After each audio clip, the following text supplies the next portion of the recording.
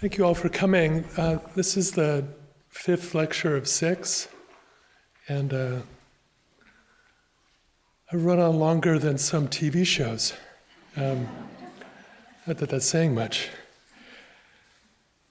So, like Asger Jorn, my subject last week, Eduardo Paolozzi emerged from World War II disabused about the humanist tradition in art. And his response was to perform a détournement of sculpture as brutal as the détournement of painting in Jorn. Paolozzi assumed the destruction of the classical figure, but he also turned away from the perfect fragment advanced by Brancusi and others. Both models of sculpture, traditional and modernist, were broken, and the question was what to do with the pieces. How to reassemble the figure in a way that would register its undoing in art and history alike. Dazzled by the Apollo torso in the Louvre of 1908, Rilke understood its message to be ethical as well as aesthetic. You must change your life. For Paolozzi, after 2 world wars, that change had already come, catastrophically, and one had to adapt to the new brutalities in order to survive at all. His figures of the 1950s, which are as creaturely as those of Jorn, are avatars of this survival, or such is my thesis for today. In the early 1950s, Paolozzi was a key member of the Independent Group, or IG, a motley crew of artists, architects, curators, and critics forged in the crucible of post-war Britain, where the grim austerity was heightened by the colorful bounty of American consumerism on the horizon.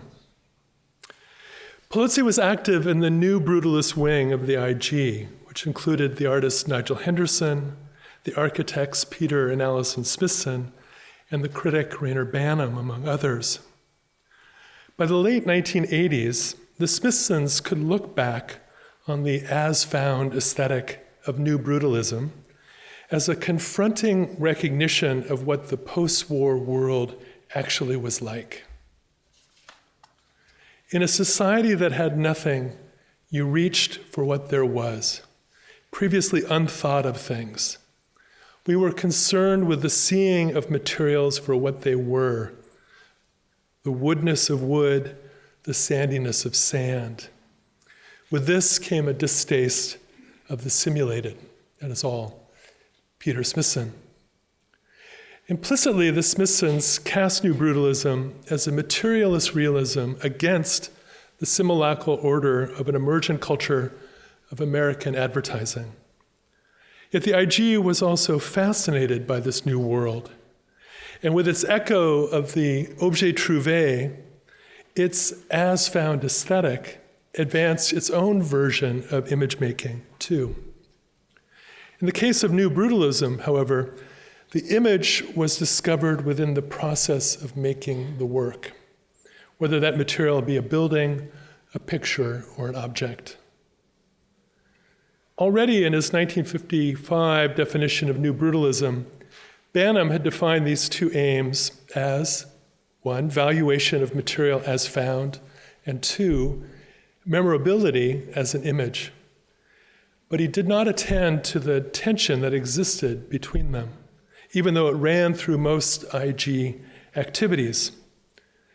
Consider Parallel of Life and Art, the controversial exhibition curated by Paolozzi, Henderson, and the Smithsons at the Institute of Contemporary Arts, or ICA, in fall 1953. Its disjunctive array of 122 diverse photographs, including aerial perspectives, microscopic specimens, X-rays, artworks, everyday events, and archival images, insisted equally and oppositely on both the physical actuality and the imagistic virtuality of the prints on view. Or take the contrast between the 2 IG exhibits in the famous This Is Tomorrow show at the Whitechapel Gallery in summer 1956. While the new brutalist Group 2, which consisted of Paolozzi, Henderson, and the Smithsons, presented Patio and Pavilion, a bare wood shed roofed with corrugated plastic and scattered with symbolic relics. It looked to Banham as though it were excavated after an atomic holocaust. The proto-pop Group 6, which consisted of Richard Hamilton, John McHale, and John Volcker, contrived a frantic funhouse on the theme of the new sensorium produced by mass media culture. And that is Hamilton atop the ladder at center. Nonetheless, this tension between materiality and imageability was generative. Certainly it led new brutalist artists like Paolozzi and Henderson to renew the old devices of collage and assemblage in the form of a rough practice of juxtaposition. Collage is my only method, remarked Paolozzi, who extended it to the verbal mélange of his poetry and prose. And the same was true of Henderson, especially in his screens clotted with images. The two friends were familiar with Dadaist and Surrealist examples from London and Paris, where Paolozzi lived from summer 1947 to autumn 1949. There, largely through Wynne Henderson, mother of Nigel, who ran the Peggy Guggenheim Gallery in London, they came into contact with central figures in both movements, such as Tristan Tzara, Hans Arp, and Alberto Giacometti. That French approach, the need, the passion to consider and handle things at the same time, is very necessary to me, Paolozzi commented, again with Dada and Surrealism in mind. The concern with different materials, disparate ideas, becomes almost a description of the creative act, to juggle with these things. Paolozzi applied this juggling to his lectures and exhibitions as well. In April 1952, in the first meeting at the ICA, he presented an epidioskope projection, without commentary, of a slew of his own collages and tear sheets for mass media magazines that he called bunk. For some witnesses of this legendary event, which was a performance of collage in its own right, there was no order or link or logical thinking at all, while for others, the lateral connection of the images seemed self-evident. Parallel of Life and Art, which opened in September 1953, also met with a divided response. Some saw a spider's web of representations, while others found a poetic lyrical order where images create a series of cross relationships. Although his early collages of the mid-1940s recall such precedents, Raoul Hausmann and Max Ernst, Paolozzi did not merely rehearse Dadaist and Surrealist versions of collage. Dadaist and Surrealists were pledged to disturbance, public and political in the first instance, private and psychosexual in the second, whereas Paolozzi sought an ambiguity of effect. With material drawn from war-damaged books purchased cheaply in London, he sometimes overlaid pictures of classical sculptures with cutouts of contemporary machines. He derived the sculptures from the 1911 textbook and the machines from various manuals. At first, these collages also appear disruptive, but they are less about collision than superimposition. Frequently, Paolozzi bores out the figure and replaces a human part with an engine part. Though the body is thereby defaced, it is also refaced in such a way that derangement cedes to rearrangement. Through imagistic and spatial dislocations, most Dadaist collage, such as Tatlin at Home by Hausmann, aim to revolutionize representation, hence the only semi-ironic homage to the Russian constructivist hero. Again, for Paolozzi, that modernity had already arrived in distorted form, and his collages probe that condition, as if to query whether the post-war subject can still be modeled on the machine at all, as the new man of modernism so often was, when that modeling had proved to be so disastrous. Certainly, to substitute a cross-section of a mechanism for a classical head of Zeus or Demeter, as Paolozzi does in collages dated to 1946, is to travesty the modernist cult of machinic gods. At the same time, the question of what might count as heroic or sovereign, an important one for Paolozzi, is already posed. The relation of Paolozzi to the purist montage of Amédée Ozenfant and Le Corbusier is more complicated still. The young Paolozzi regarded Ozenfant as a guru, and Foundations of Modern Art of 1928 was a key text in his formation. In fact, Paolozzi wanted his early scrapbooks to relive Ozenfant in this regard, even though, like other purist publications, Foundations juxtaposes images of the ancient and the modern, and the primitive and the futuristic, in a manner that often appears problematic to us today. Of course, the purists participated in the return to order after World War I. In this backlash against the avant-garde, Ozenfant and Le Corbusier offered an aesthetic remedy of a cubism rectified through architectural geometries of plan and projection. They also aimed to classicize the machine and to mechanize the classical. Hence the comparisons in towards a new architecture of contemporary products like a Delage sports car with classical structures like the Parthenon. For Paolozzi, after World War II, the esprit nouveau of the purists was hardly new, and his crossing of the human and the machinic had no remedial purpose. The problem was not to humanize the machine, that too could only be counted a failed project, but to cope with an already mechanized world that was further wrecked by yet another industrial war.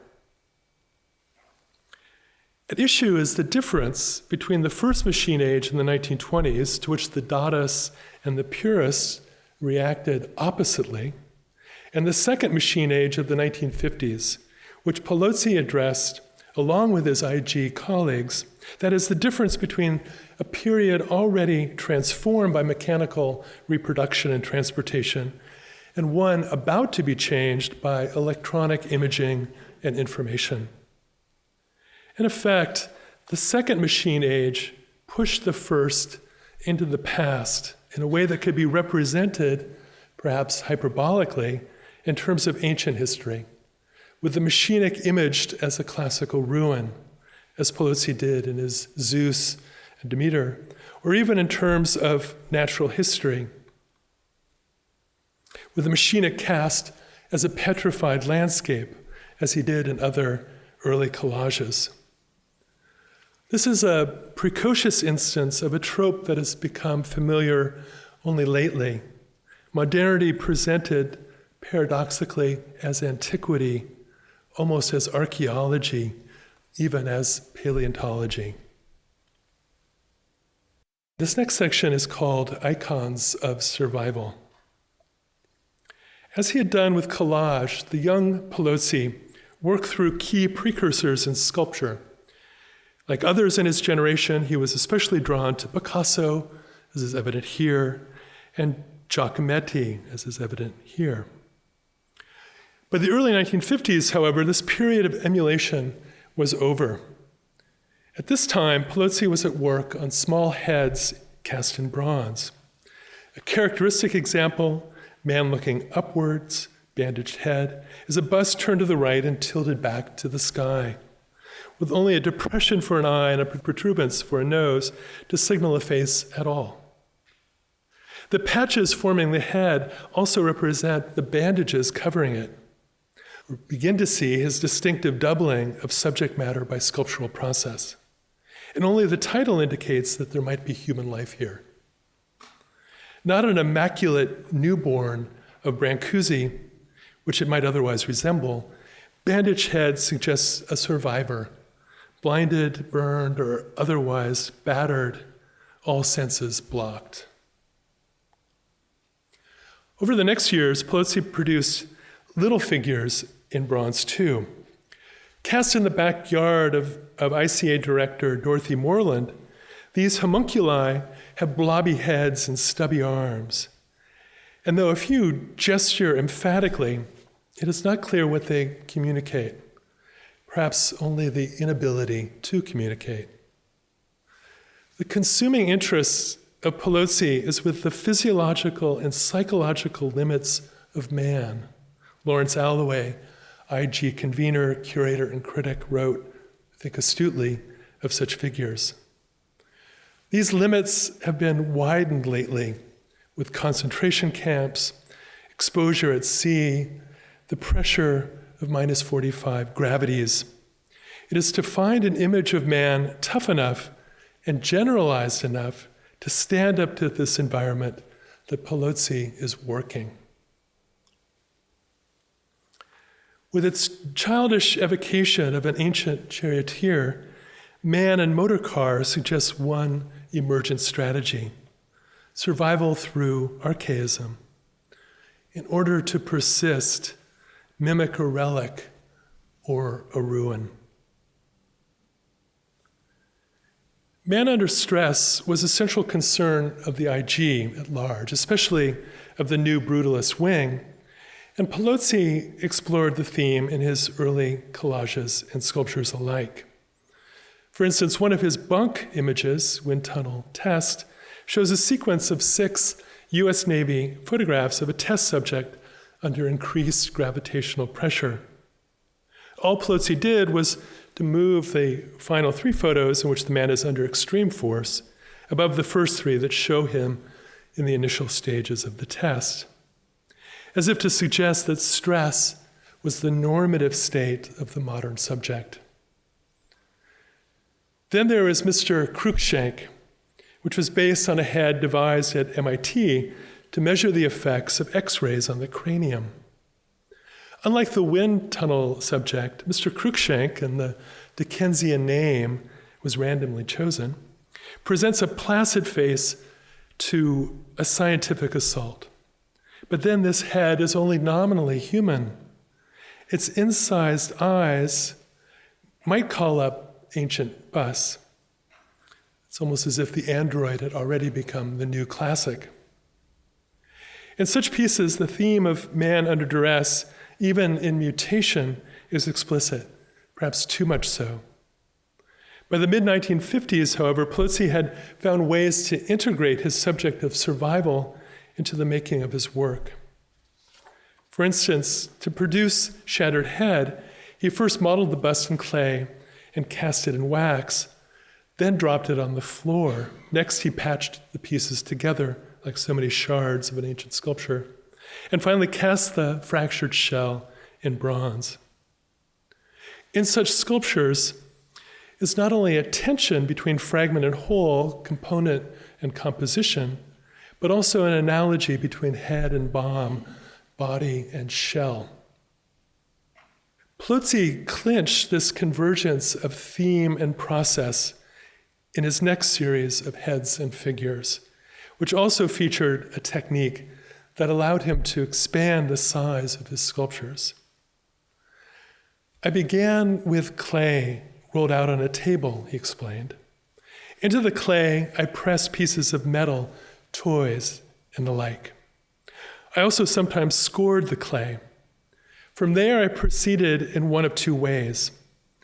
Either I would pour directly onto the clay to get a sheet, or I would put plaster onto the clay. With the plaster, I then had a positive and negative form on which to pour the wax. The wax sheets were pressed around the forms, cut up, and added to forms or turned into shapes on their own. In effect, Paolozzi updated the ancient method of lost wax casting in a way that circumvented the usual approaches to sculpture, or rather, that combined in contradictory fashion the traditional modeled figure and the avant-garde found object. For he used ambiguous traces of ready-made fragments to compose misshapen creatures that partake of both the organic and the mechanical, but lack the coherence of either the body or the machine. In 1958, Paolozzi offered a list of materials impressed in his molds: dismembered lock, toy frog, rubber dragon, assorted wheels and electrical parts, clock parts, broken comb, bent fork, various unidentified found objects, parts of a radio, old RAF bomb site, shaped pieces of wood, natural objects such as pieces of bark, gramophone parts, model automobiles, reject die castings from factory tip sites, car wrecking yards as hunting grounds. And he summed up his action on this rubbish, which significantly ranged from remnants of the military-industrial past to fragments from the consumerist present, in a manner that mimics linguistically what he performed sculpturally.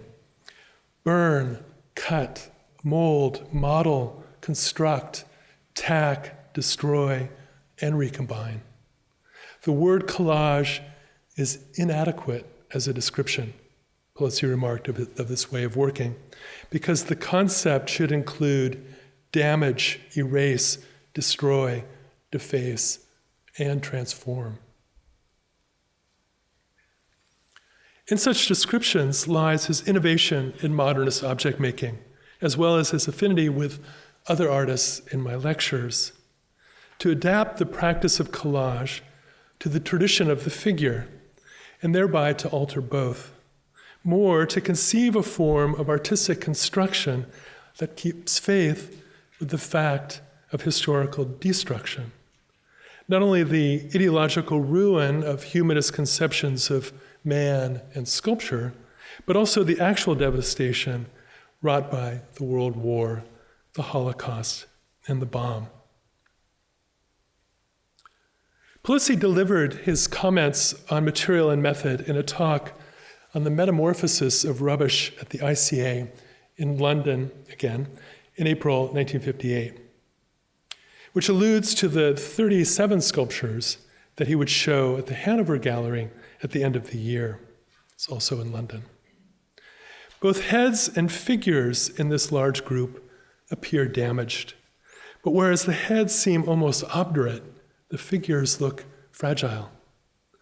With stilts for legs, they do not stand so much as they are stuck, feetless, on thin plinths. Most are also armless, so gesture is still stunted. And if they possess genitals at all, they are only craggy boards or little cogs, so they appear sterile as well. Paolozzi has never made a female figure, Alloway noted. Yet these creatures are not quite male either. Busted machines that are not even bachelors, they appear nearly degendered, with degendering here a sign of a general denaturing. And again, they are assembled from traces of the world, broken toys and tools, loose nuts and washers, that are imprinted on the sculptures almost as the sculptures.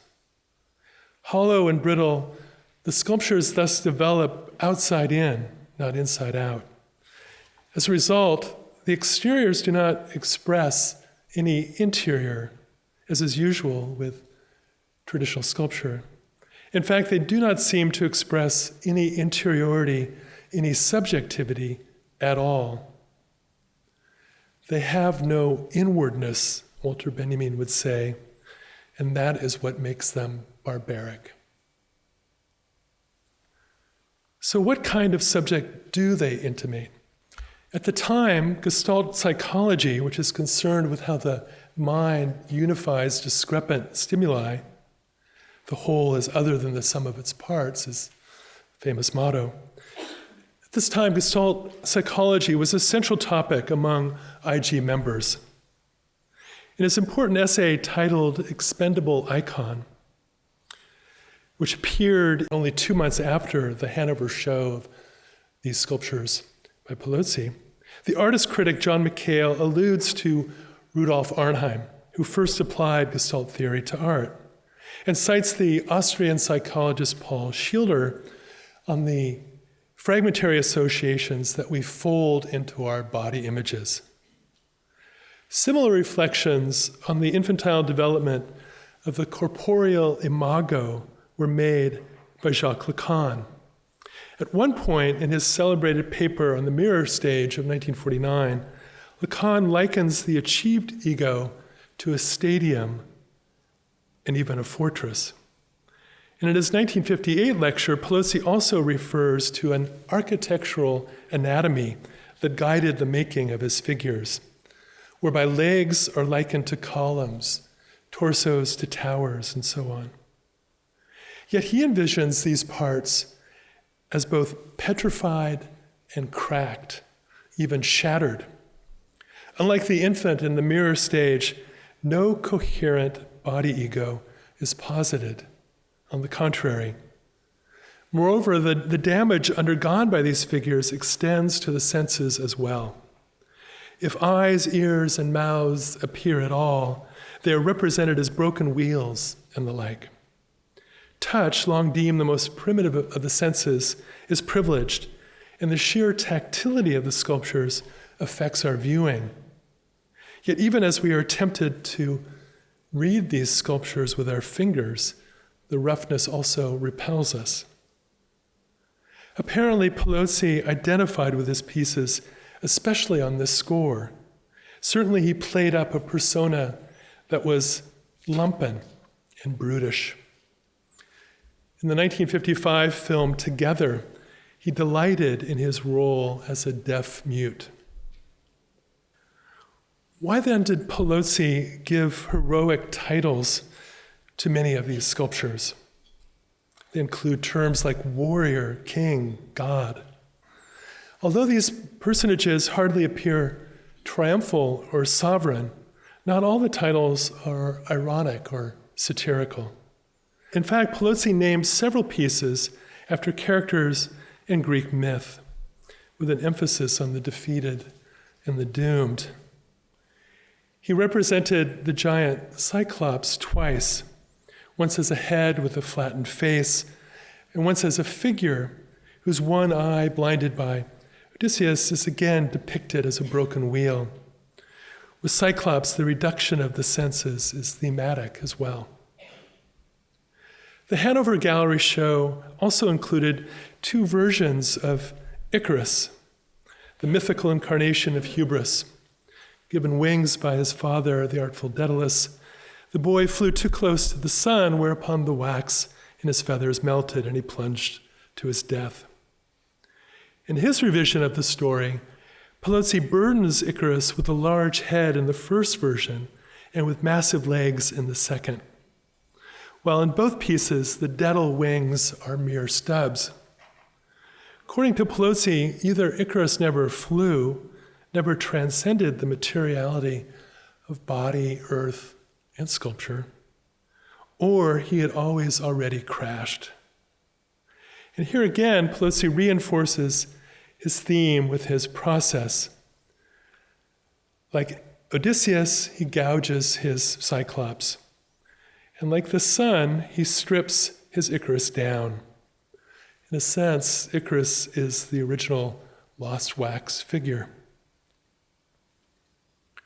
Yet the legendary figure that obsessed Paolozzi during this time was a Christian, Saint Sebastian, whom he represented in no less than 5 sculptures.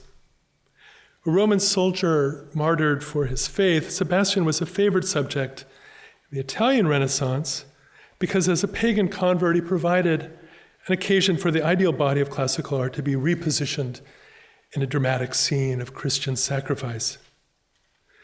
Traditionally, Sebastian is depicted as riddled with arrows, as you know. And Paolozzi also shoots his saint through with holes. In a paradoxical way, they alone hold his various versions together. Of course, Sebastian withstood his wounds, which is why his image was often taken up as a talisman of protection, especially against plague. My Saint Sebastian was a sort of god I made out of my own necessity, Paolozzi remarked enigmatically. And perhaps this necessity also involved a safeguard. Maybe this is what he deemed heroic about all his figures, classical, Christian, and other.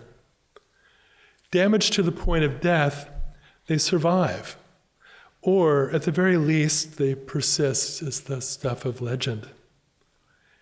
If both man and sculpture were in a precarious state in the post-war period, perhaps this damaged condition could be troped as a form of protection, or again, of persistence. The figure is a thing, Paolozzi stated, again, enigmatically, of such pieces.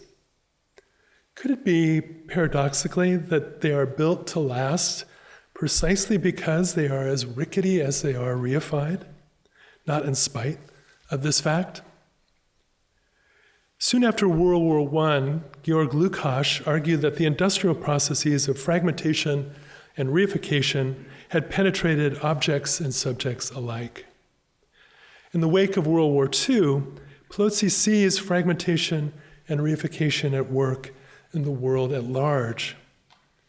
At the same time, he moves to recoup them in his sculpture, or again, even as his sculpture.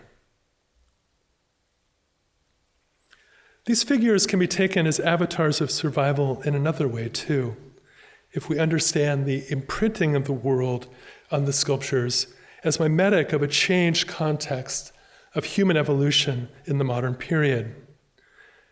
Pertinent here is the classic text on growth and form of 1917 by the Scottish biologist D'Arcy Wentworth Thompson, which came as a revelation to Paolozzi when he discovered the book in 1948.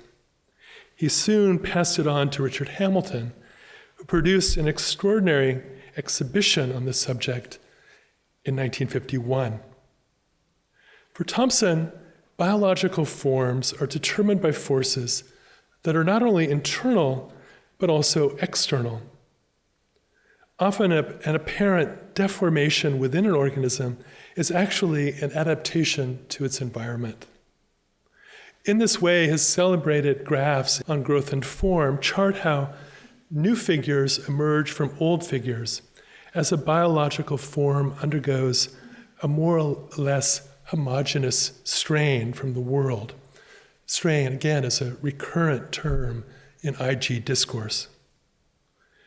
Clearly, this account fascinated Paolozzi, even though he imagined such transformation very differently. In Thompson, metamorphosis tends to be mathematically consistent, which is obviously not the case with Paolozzi. And unlike Thompson, Paolozzi conjures up creatures in which the organic and the mechanical are convoluted. In fact, his uneasy animals, distorted with technomotors, are ciphers of this very complication. Another text, also championed by Paolozzi, comes into play here. In Mechanization Takes Command of 1948, the Swiss architectural historian Siegfried Giedion designates the period between the two world wars as the time of full mechanization, the time when it impinged upon the very center of the human psyche through all the senses. And he offers an anonymous history of this impinging through case studies of such devices as the lock and the reaper, and such procedures as the production of poultry and pork, which Giedion terms the mechanization of death. Giedion draws out two ramifications that are relevant to Paolozzi. The first is that by the 19th century, the late 19th century, the repetition of objects permitted by mechanization led to a devaluation of symbols as craft became deskilled and ornament became rote. And the second is that by the early 20th century, mechanization had penetrated the subconscious, with the implication that the psyche came to be understood as a mechanism, even an automatism in its own right. According to Giedion, Modernists as diverse as de Chirico, Duchamp, Picasso, Ernst, Klee, Leger, and Ozenfant, all of whom were important to Paolozzi, explored both this symbolic devaluation and that subconscious penetration. In his works of the 1950s, Paolozzi effectively reads Thompson and Gideon through each other, which is to say that he presents the transformation of the human form under strain in terms of a mechanization that had taken command in society at large. This impinging on both body and psyche is his primary concern. To pursue this speculative line of thought further, Paolozzi calls to mind another text that he likely did not read, Beyond the Pleasure Principle of 1920. In this controversial essay, which advanced the radical theory of the death drive, Freud puts forward the strange hypothesis that in order to survive, every organism evolves a protective shield out of the stimuli that it receives from the world. In his account, this shield develops as the surface of the organism hardens into a crust under the force of these stimuli. It is this crust that allows the organism to safeguard the nervous system at its core. Protection against stimuli, Freud insists, is an almost more important function for the living organism than reception of stimuli. Although this connection might seem forced, Alloway did not think so. His figures adapt to the environment by incorporation, he wrote of Paolozzi. The texture on the sculptures of the 50s consists of a scrambled anthology of our essential artifacts. The body assimilates these objects like a wall. I noted that Paolozzi associated his lost wax method with archaeology. Here the analogy might extend to paleontology as well, as I also suggested. In fact, the earth sculpture for this artist seems to be the fossil. Certainly his early reliefs point in that direction. Such a connection speaks to his concern with sculpture not only as an indexical impression, but also as a temporal inscription. That is, with sculpture as a physical record of an order of time that surpasses the duration of human life, maybe human society. Beyond the Pleasure Principle proposes a dialectic of stimuli and shield, of reception and protection that sustains all organisms in the natural world. Yet this dynamic continues in second nature too, that is, in a modern environment transformed by industrial production and consumption. In fact, it is all the more intensive in this technological epoch, to the point where, as Gideon asserted, mechanization impinges on the very center of the human psyche. In fact, this dynamic can be understood to enter a new phase in the wake of World War II, during which period it becomes less a dialectic than a deadlock. It is as though the subject were not only fractured by shock, but also hardened all the way through. If any art can evoke such a condition, it is sculpture in which the figure is indeed a thing, in which the body is little more than a brittle shield built up under strain of literal impressions from a broken world, maybe with no inside at all, no nervous system at its core to protect. Paolozzi pointed to this reading of his work when he described the head of his Saint Sebastian II as a dome, a shell, partly bent under pressure. At the same time, he presented the piece as an anti-mechanism. That is, he offered it up in symbolic resistance to a mechanization turned destructive. Perhaps he even intended his thingly sculpture to possess an apotropaic force. Could it be that Paolozzi brutalized his figures in order to register not only the violence of this process, but also to recoup this violence as an impossible form of protection against it, which again is to tap into the talismanic aspect of traditional images of Saint Sebastian. Might this be the necessity to which his sculptures of the 1950s respond? As if in a perverse troping of Christ, what is dead cannot die, or rather in a paradoxical updating of Nietzsche, what kills you makes you strong. The sculptures of the 1950s suggest two other kinds of uneasy animals distorted with techno-motors. The first more beastly, the second more robotic. The first group includes some pieces, such as frog eating a lizard and large frog, that evoke a nature that is red in the tooth, as well as others, such as monkey man, Chinese dog, and crocodile, that points to a monstrous condition that is neither human nor animal.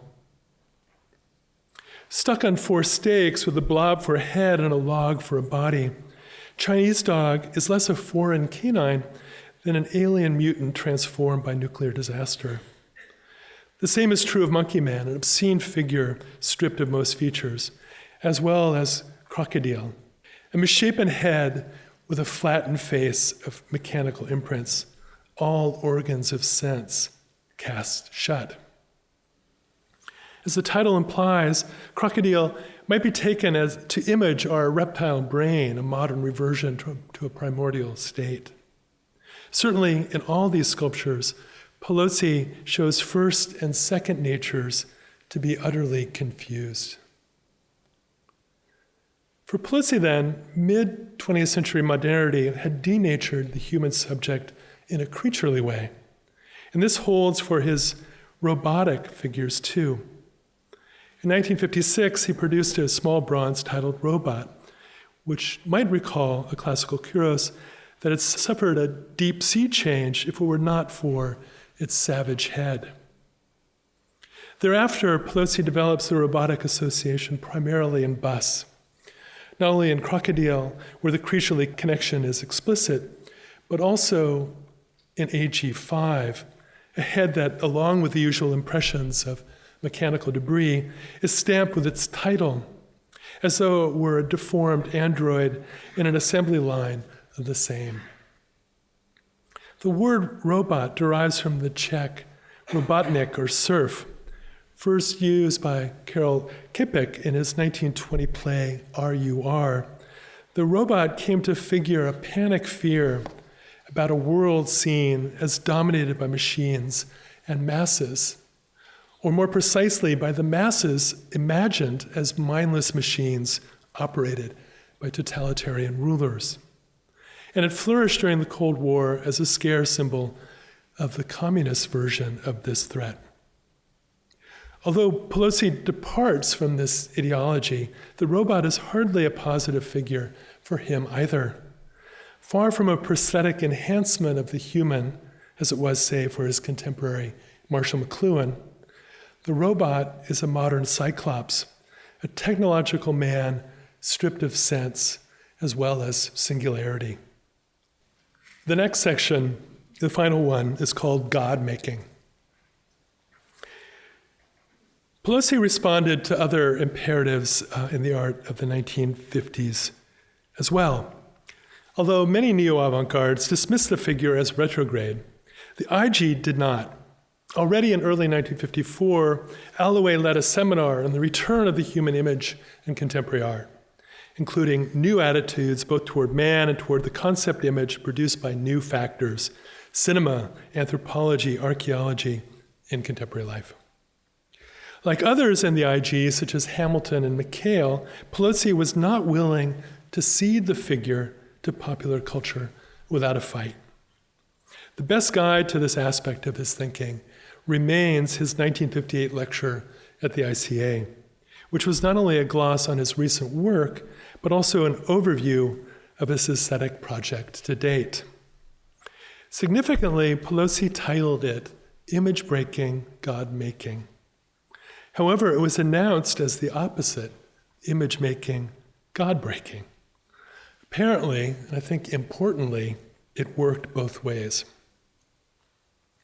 In this talk, Paolozzi presented his project as a plastic iconography, which he understood not in the conventional sense of the extension of past literary models into visual art, but rather as a double engagement with the image repertoires of popular culture and art history. His first aim was to compete with the celebrities and commodities celebrated in movies and magazines. Paolozzi agreed with Mikhail that the icons of our time are to be found now more in the technological folk arts, the mass media.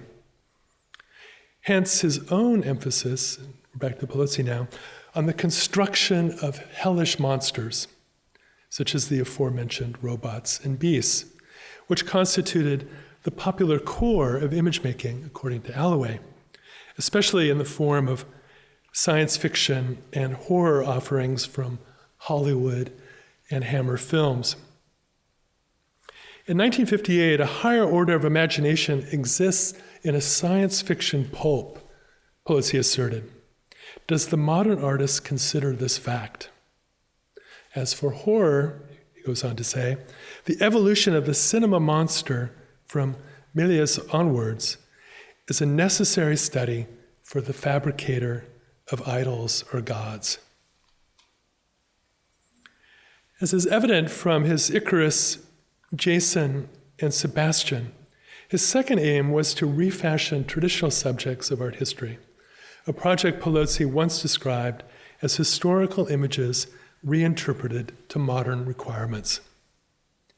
To an extent, this was also to compete with popular culture, which had already appropriated some of this material for its own ends, not only in advertisement, but also in cinema. Paolozzi pointed to all the films loosely based on Greek myths during this period.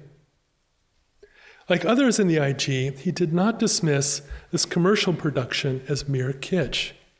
He sought not to bring high art low in a parodic critique, but to reposition high and low in a horizontal continuum. To borrow the title of a key 1959 essay by Alloway, this was the long front of culture on which Paolozzi operated.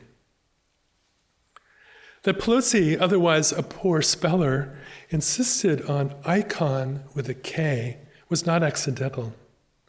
The term was already in circulation among his IG colleagues as the expendable icon of Mikhail attests. Given that it yokes the transient and the typological, expendable icon is a near oxymoron.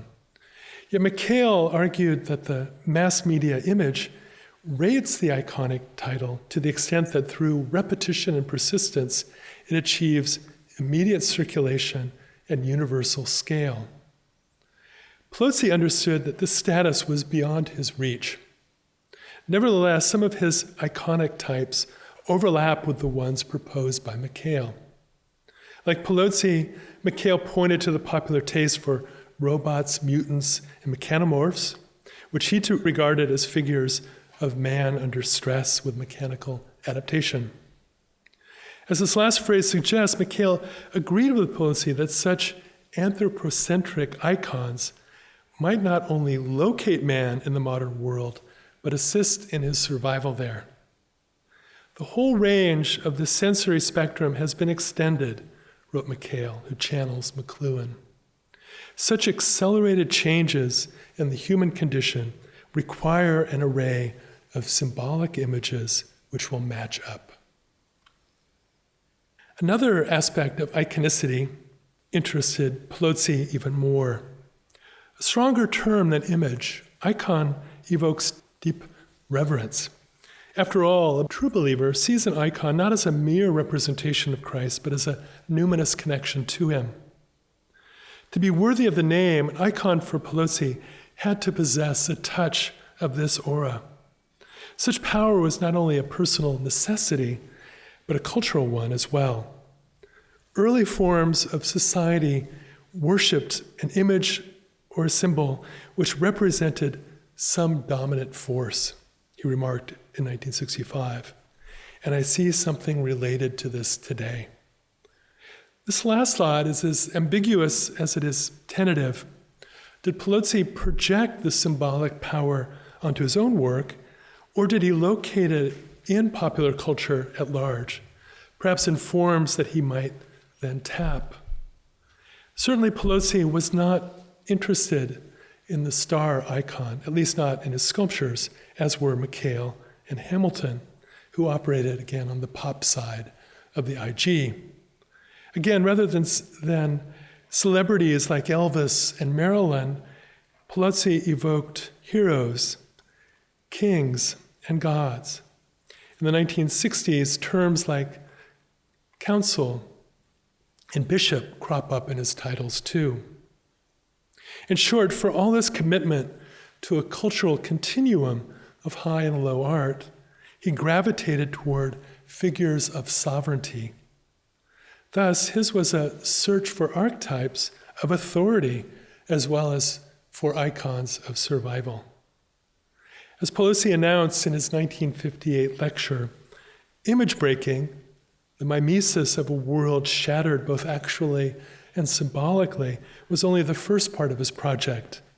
More important was the second task, the complementary one of God-making. Occasionally in his notes and screen prints, Paolozzi refers to a particular symbol of a dominant force, the dynamo, which is a generator that converts mechanical energy to electrical energy. This allusion calls to mind another salient text, the famous chapter in The Education of Henry Adams of 1906 titled The Dynamo and the Virgin, where the scion of the great American family tells of his epiphanic encounter with the massive generators on display at the Paris World Fair of 1900. He began to feel the 40-foot dynamos as a moral force, much as the early Christians felt the cross, Adams writes in his third-person memoir. One began to pray to it. Inherited instinct taught the natural expression of man before silent and infinite force. Just as the dynamo was an updated cross for Adams, so was the Virgin an animated dynamo. And in a similar fashion, Paolozzi combines old and new figures of power in his icons. In fact, some of his aluminum idols of the 1960s, such as the Bishop of Kuban and Diana as an engine, number 1, resembled dynamos recast and painted, improbably, as pop potentates and mod gods. Paolozzi thus continued his iconic project after his shift in practice from lost wax bronzes to aluminum part assemblages. Yet the project remained a riddle to him. That's his word. And in many ways, it was bound to fail from the start. How could a bronze sculpture named for Jason, let alone an aluminum structure dedicated to Mars, be valid after the horrors of World War II? Moreover, how could an artist compete with mass culture at the level of iconic power? And finally, how could 20th century sovereignty be figured iconically at all, except perhaps as monstrous, as Paolozzi did often figure it? Certainly some of his personages are figures of force as well as objects of violence. Like Frankenstein's creature, they elicit both fear and pity. In their own ways, they too combine the sovereign and the beast. And in this doubling, they are as ambiguous as the sorcerer in Bataille or the timid proud one in Yorn that we saw over the last 2 weeks. Like some Yorn creatures, some Paolozzi personages appear at once undead and excited. This association casts other attributes of his sculpture in a new light.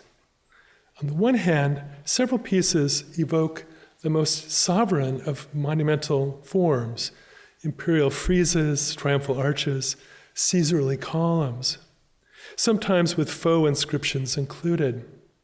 On the other hand, they turn to mass culture as the vital source of imagery of domination. Once again, the effect is a montage temporality, both primordial and futuristic. His majesty as a sci-fi monster. Most monsters are made of found parts, as are these sculptures. It makes sense that in a 1960 interview, Paolozzi refers to Giuseppe Arcimboldo, the Italian mannerist celebrated for his allegorical portraits composed of images of fruit, vegetables, shells, books, and tableware. Yet along with Arcimboldo, I think again of Abraham Bosse, the French artist who devised the classic image of the sovereign as beast for the Leviathan of Thomas Hobbes. I've shown this to you before. Who or what figures sovereignty? It is an age-old problem. And Paolozzi takes it up again and again, not only in sculpture, but also in collage. Almost in a mockery of the 19th century psychopatrician Francis Galton, his time cover cut-ups aim to conjure up the generic face of power in his time. Is it captured by a Caribbean island dictator or a Russian foreign minister? An atomic scientist or an Olympic athlete? A titan of industry or a star of Hollywood? In the 1950s, philosophers as diverse as Georges Bataille, Hannah Arendt, and Alexander Kojève pointed to a pervasive crisis in political authority. Moreover, in the 1970s, Michel Foucault argued that power had long since retreated from figural representation into a regime of diffuse discipline and anonymous surveillance. Paolozzi, I think, was aware of some of these difficulties. Along with the construction of hellish monsters, he once remarked, his occupation was the erection of hollow gods. Beyond a literal description, this hollow might point to the emptying out of the old symbolism of power. Consider the king, a tall figure with a monstrous head, porous trunk, and spindly crown that resembles an empty wastebasket. Might there be a modern echo here of the about-to-be dethroned Richard II declaiming his sad stories of the death of kings? Within the hollow crown that rounds the mortal temples of a king keeps death his court. His Majesty of the Wheel is another boxy figure of a broken sovereignty, whose titular wheel both represents the crown and obliterates the face of the king. Split down the middle, this majesty is about to crack apart. One can assert that these old symbols of power could hardly survive in the modern age, that a hero, king, or god can only be viewed, ironically, as a Hercules out of work, as Baudelaire once put it. Or one can argue, along with Richard II, that sovereignty is always hollow, that since it is ontologically troubled, it is ever in crisis. As I noted last week with Jorn, this is the view advanced by recent theorists such as Jacques Derrida and Giorgio Agamben. Founded in a violent act of self-authorization, power has no ultimate ground except violence. And when challenged, it cannot help but return there. Might Paolozzi point to this condition, which can be as ridiculous as it is dangerous, in his grandiose structures of the early 1960s, such as tyrannical tower crowned with thorns of violence, and twin towers of Sphinx, State 1 and 2. How else are we to view these sculptures, which are part hieratic figure and part overblown architecture?